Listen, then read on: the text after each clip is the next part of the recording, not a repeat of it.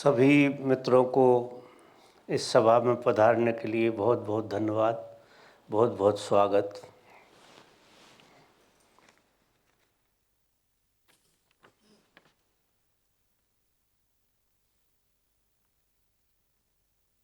मेरा प्रश्न है कि क्या नाद ब्रह्म और चलते समय अगर मैं नाभि पर ध्यान रखूं तो क्या मेरे लिए उचित होगा?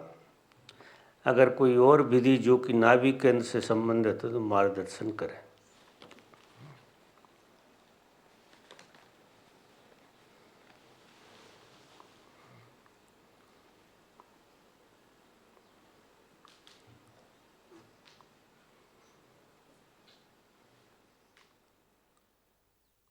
नाद ब्रह्म ध्यान सबसे अच्छा ध्यान है नाभि को जगाने के लिए।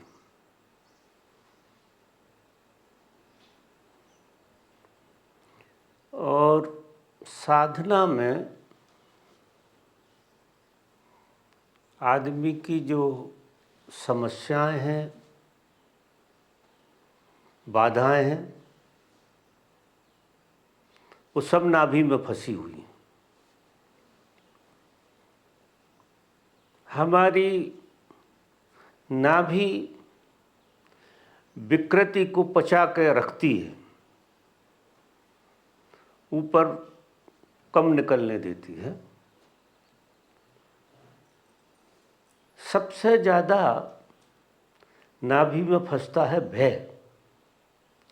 आदमी को इतना भय है क्योंकि आदमी पैदा हुआ है, जब से मृत्यु तक सबसे ज़्यादा किसी चीज़ को जीता है तो वो भय को जीता है। अगर वो सारा भय एक बार देख ले तो भय से ही मर जाए, इतना भय आदमी के भीतर पड़ा हुआ है। तो नाभि केंद्र एक ऐसा केंद्र है जो अपने भीतर सब कुछ समा कर रखता है।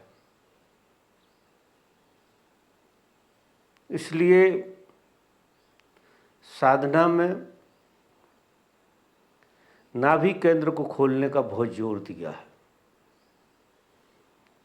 अगर जागृति से नाभि केंद्र आपने खुल गया आपका, तो धीरे धीरे आपकी विकृतियां रिलीज होने लगेंगी।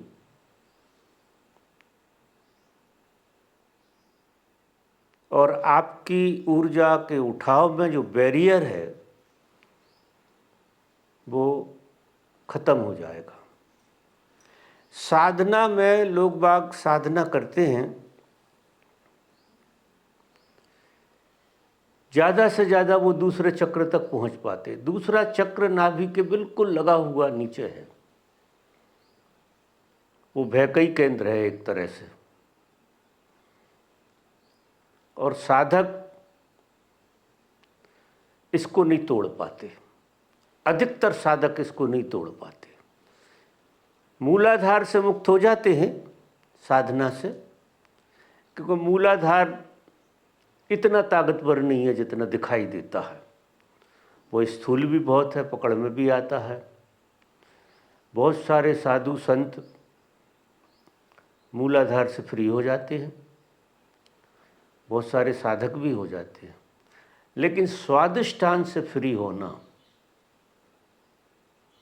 बहुत मुश्किल होता है।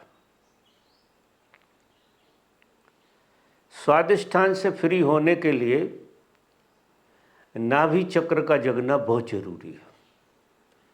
यदि नाभि चक्र आपका सक्रिय हो गया तो जो सबसे बड़ा बैरियर आपके जीवन में लगा हुआ है वो भय का बैरियर है। जबरदस्त भय है आदमी के भीतर।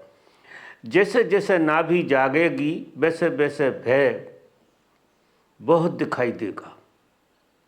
प्राण कब जाए ऐसा भय दिखाई देगा। तो उसके लिए अगर ठीक ढंग से नाद ब्रह्म ध्यान किया जाए, ठीक ढंग से, उसके सारे चरण पूरे समझ के किए जाएं।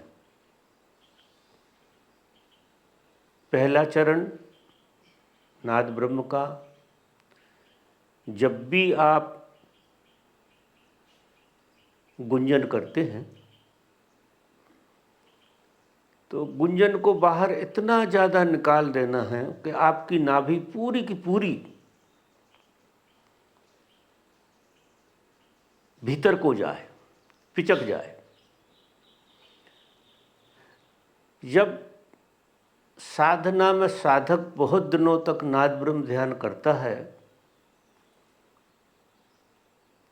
और सही दिशा से करता है तो उसकी नाभि करीब करीब जैसे पीछे लग गई हो ऐसी हो जाती है, पूरी खिंच जाती है, अपने आप खिंच जाती है, ऐसी स्थिति हो जाती है। फिर उस स्थिति में नाभि सक्रिय हो जाती है। तो और कुछ ध्यान करने की बजाय नाद ब्रह्म ध्यान को व्यवस्थित तरीके से किया जाए। दूसरे चरण में उसमें जो हम हाथों को इस तरह से ले जाते हैं तो उसमें इतना प्रगाढ़ भाव हो, इतना प्रगाढ़ भाव कि आपके अंदर जो भी अंधेरा है, जो भी भय है, जो भी विकृतियां हैं, वो आपके हाथों के माध्यम से रिलीज हो रही, सब बाहर जा रहा, सब कुछ बाहर निकल रहा है।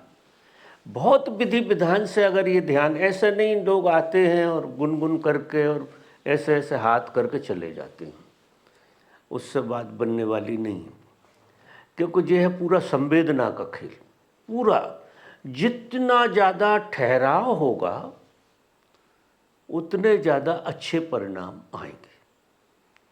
आप हाथों को जब इस तरह से ले जाते तो इतना ठहराव जैसे आप कुछ नहीं कर रहे, बस वो अपने आप हो रहा। आप महसूस करेंगे कि आपके भीतर से इतनी चीज़ें रिलीज होती हुई दिखेंगी आपको, इतना कचरा निकलेगा आपके भीतर से, सब सफाई हो जाएगी। अगर 3 महीना ये प्रयोग बहुत ही ईमानदारी से किया जाए तो इसके बहुत अच्छे परिणाम होते हैं।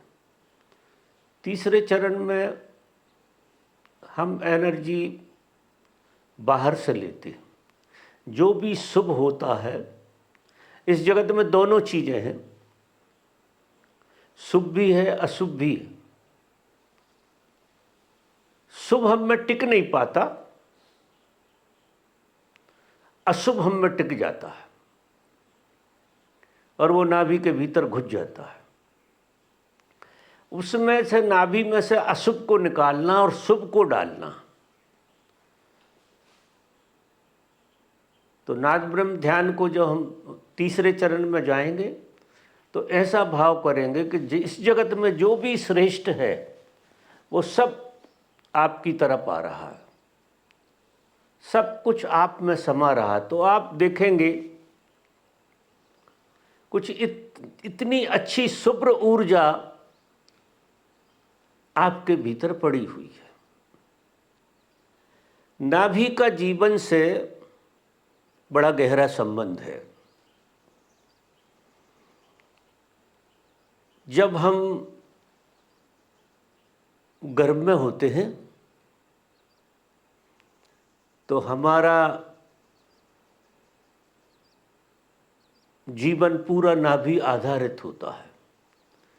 माँ की नाभि से बच्चे की नाभि जुड़ी रहती है और माँ जो खाती पीती है, जो सांस लेती है, जो प्राणवायु लेती है, वो सब कुछ उसकी शेयर होती है, वो बच्चे में चली जाती है। ना तो बच्चा सांस लेता है और ना बच्चा भोजन लेता है, लेकिन बच्चे को नाभि के द्वारा सांस ली जाती है और नाभि के द्वारा ही वो भोजन करता है। वो मुंह से भोजन नहीं करता, नाभि के द्वारा करता है और नाभि के द्वारा ही प्राण लेता है। यानी बच्चे को कुछ नहीं करना पड़ता, सिर्फ वो होता है, मात्र होता है, करता कुछ नहीं है, सिर्फ होता है। और उसके अनुकूल सारी सुविधा प्रकृति ने बना रखी है। तो प्रकृति सब कुछ उसे जरूरत का देती रहती है। अगर साधक की नाभि खुल जाए साधना में, तो ध्यान में बजाय नाक के वो नाभि से श्वास फिर लेने लगेगा। उसकी नाभि खुल जाएगी तो वो घंटों बैठा रह सकता है और उसकी श्वास नाभि के द्वारा उसके प्राण उस तक पहुंचते रहेंगे। बहुत संवेदनशीलता में ऐसा होता है। कोई ऐसी जैसे नाक से श्वास ले रहा है ऐसा दिखाई नहीं देगा, लेकिन नाभि पे बिल्कुल स्पंदन आएगा और बिल्कुल आपको साफ लगेगा कि नाभि के द्वारा सब कुछ हो रहा है। लेकिन ये कब होता है? साधक का परमात्मा के प्रति इतना समर्पण हो कि जिस तरह से हम माँ के गर्भ में नाभि से जुड़े थे,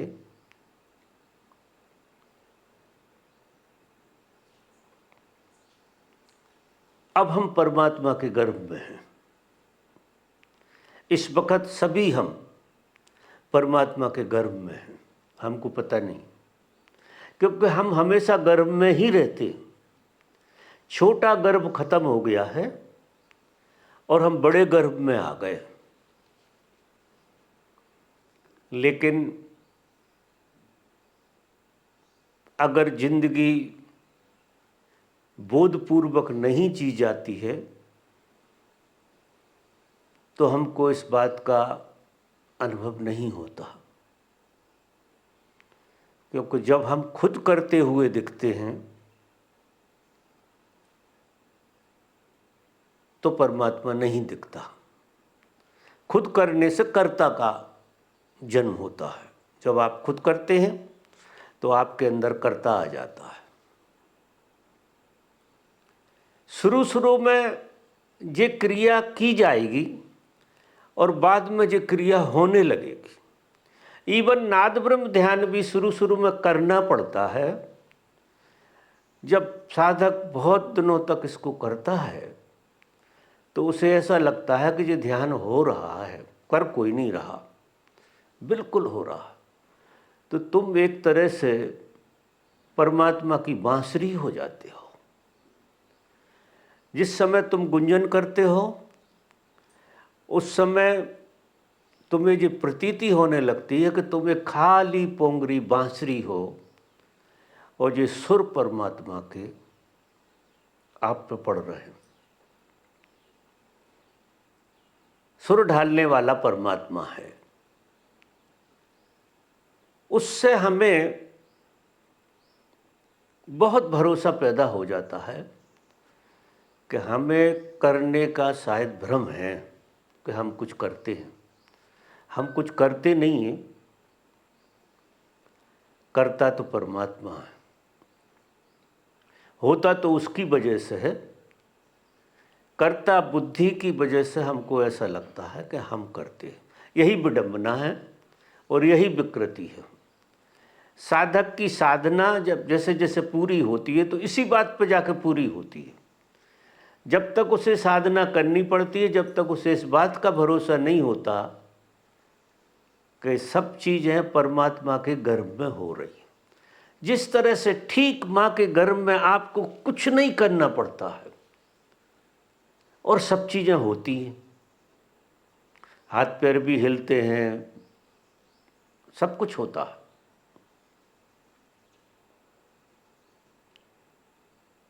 उसी तरह से गहरी साधना में जब साधक पहुंचता है तो उसको ऐसा लगता है कि जीवन में जो भी हो रहा है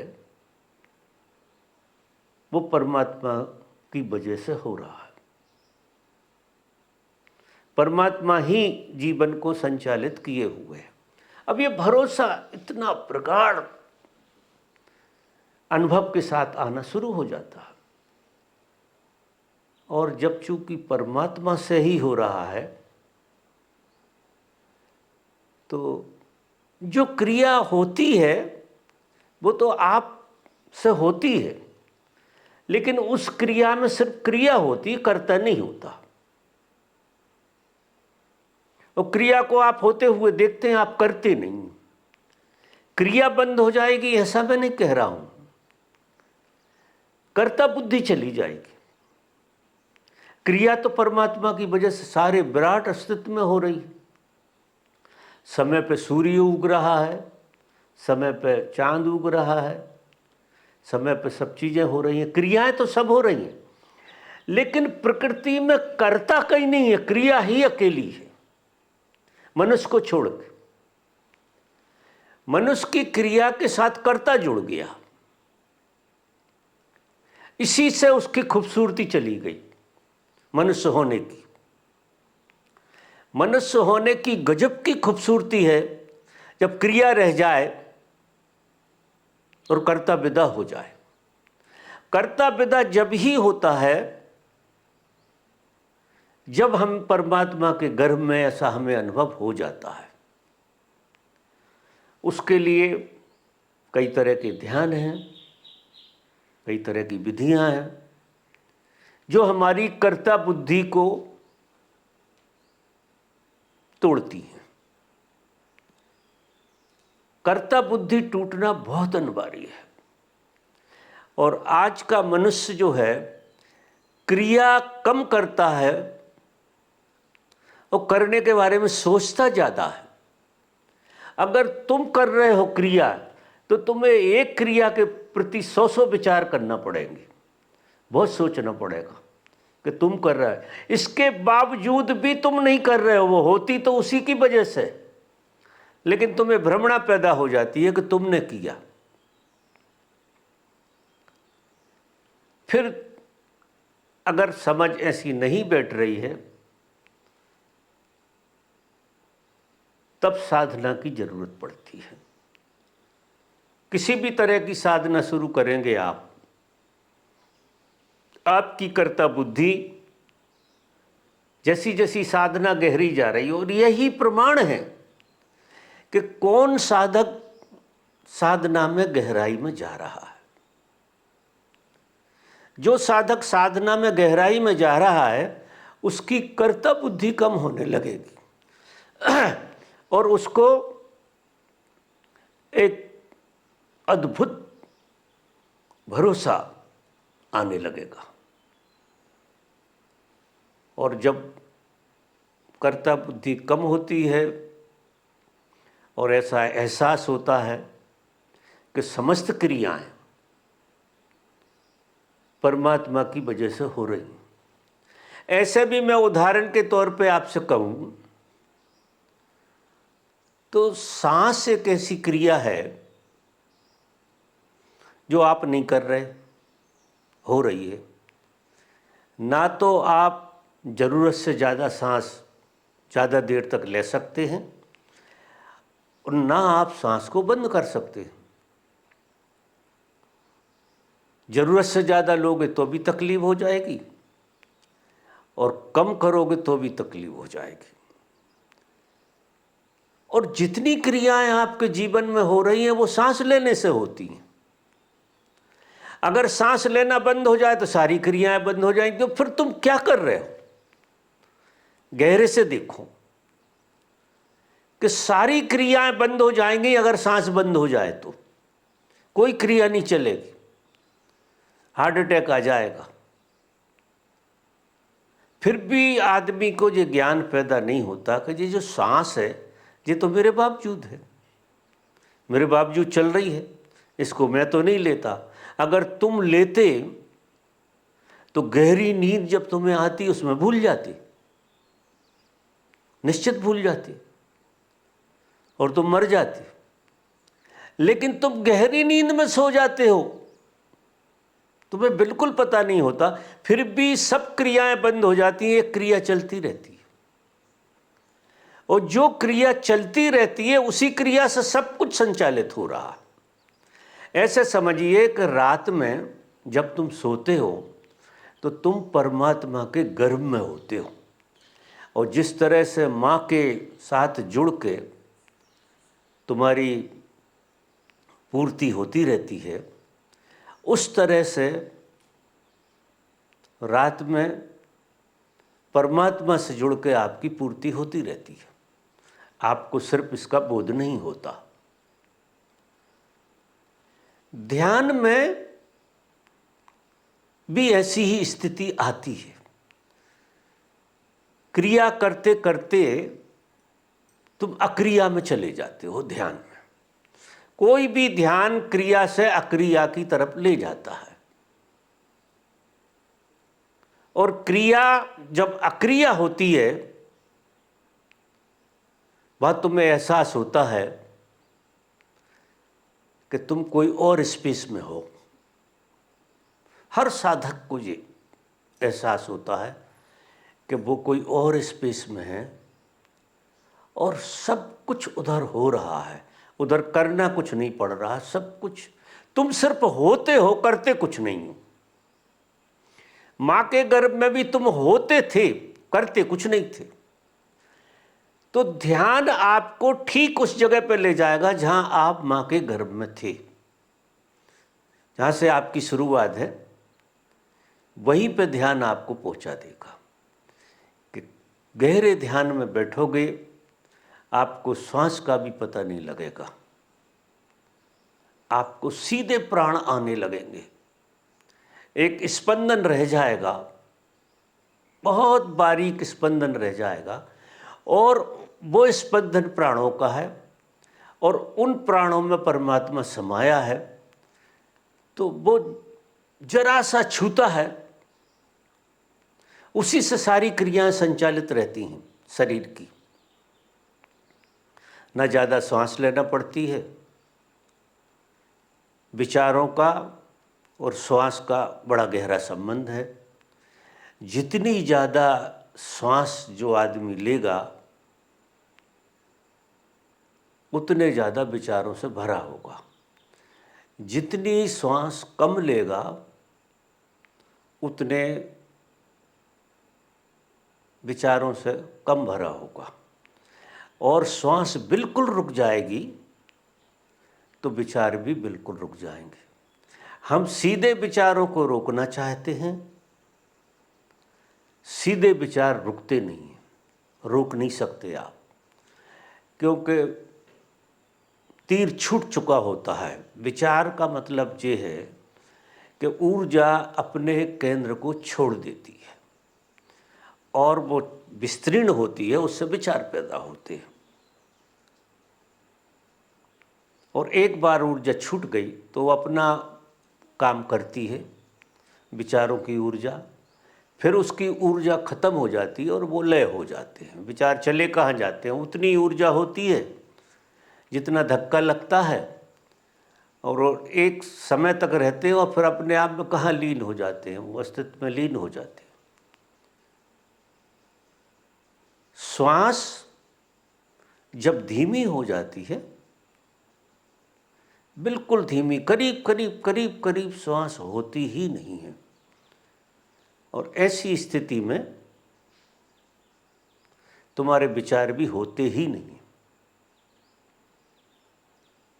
ठीक यही मौका ऐसा है देखने का, अगर ठीक साक्षी भाव से इस पॉइंट को आप पकड़ गए और देख लिया तो आपको साफ अनुभव होगा कि आप परमात्मा के गर्भ में हैं और सब कुछ आपके बावजूद हो रहा है। आप पैदा हुए हैं जब से आज तक आप कर्ता बुद्धि से तो कुछ हुआ ही नहीं। जो कुछ भी हुआ है बस हुआ है। तो हमें सबसे ज़्यादा ध्यान सांस पे रखना है। जैसा मित्र ने कहा है कि चलते फिरते हम नाभि से ध्यान रखें तो क्या है, उचित होगा। जी बिल्कुल उचित होगा। चलते फिरते एक नाद ब्रह्म ध्यान करो और फिर चलते फिरते हर सांस से नाभि को छूते चले जाओ। सांस बनी है कि वो नाभि को छुए, क्योंकि श्वास का और नाभि का बड़ा गहरा संबंध है। हम बिछड़ गए हैं हमसे, हम हमारे अस्तित्व से बिछड़ गए हैं। इस श्वास और नाभि का खेल है पूरा। जब हम मां के गर्भ में थे तो नाभि से श्वास ले रहे थे। जब हम पैदा हुए तो नाक से श्वास लेने लगे और नाभि से कनेक्शन कट गया। नाभि से कनेक्शन कट गया और श्वास आने लगी नाक से, उसी से विचार पैदा होने लगा। जैसे ही विचार पैदा होने लगा तुम अपने केंद्र से दूर होने लगे। नाभि तुम्हारा केंद्र था।